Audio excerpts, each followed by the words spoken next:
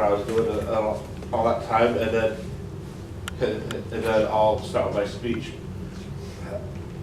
First, I've been singing with the Braintree Choir Society, and we had a choir season, and we just had a show on May 13th in the First Baptist Church in Braintree, and I've been part of that choir, and we sang various songs from Alice in Wonderland, from Gershwin and others, and it was a very long concert, and we did really well. We sang songs ranging from the Lobster Quadrille to what's that?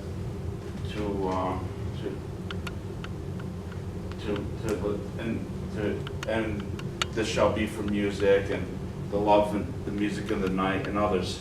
Anyway, that show, I'm not exactly sure if that's available on YouTube, but I gotta see, but there will be another season in the fall. And I'll be in the choir again. Now, my speech tonight is about being an empath. The friend that convinced me to join Toastmasters, her name is Cynthia Sue Larson. She's a mystic, among other things, and some other people, including some psychics I visited, all agree that I have very strong natural empathic abilities, meaning that I can see how people feel, I can sense how people feel, and I can try to help people, and I can try to see what's going on with people, and I can people, animals, and such, and it's something that I've been told is a very strong natural gift. For me, it's always been something I've always been able to do, and I've never thought about it being anything special. But what that means is that I'm always able, I guess, I'm able to see how I can help people. I guess I'm able to see how people are feeling and what I can do for people. And I can see when people are really upset, and I can see really emotional how people are feeling. The good point about having an empathic ability is I'm very sensitive to people. I feel how people feel, and I can help people, as I said. But the bad thing about being an empath is that when people get very strong emotions, it can overwhelm me, and it can basically just get in my head, and I basically feel their emotions with them. Being an empath means I can share in people's pain.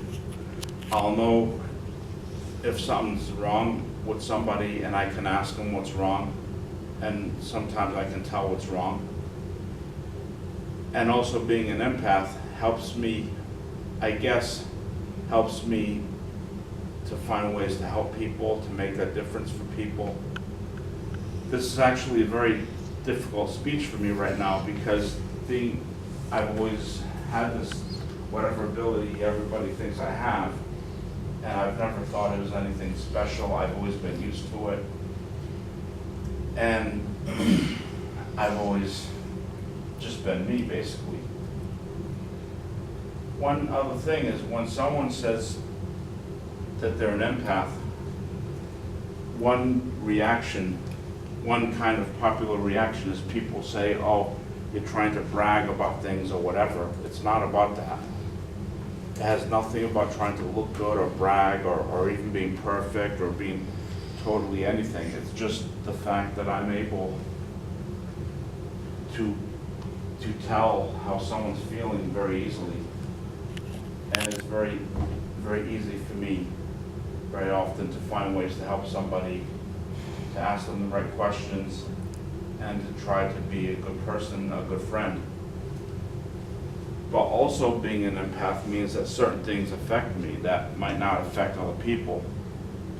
One example of this is certain sounds and certain other things can make me very sad very easily, instantly. An example of this is the sound of someone crying, or the sound of certain other things can get me feeling very, very emotional on a very easy basis. And one other thing that can happen is that I often tend to keep these things inside, and I tend to not voice these things, but they can affect me also at times. How am I doing for time? 4 minutes and 38 seconds. 4 minutes? Okay. So it's hard to describe being told that that I have empathic gifts or empathic talents. And in addition to that, I've been told by psychics and others that I have psychic abilities which I might want to develop. For example, I would like to learn to become a remote viewer and to develop other psychic abilities that I've been told I have. And I've been looking for people that have classes on that.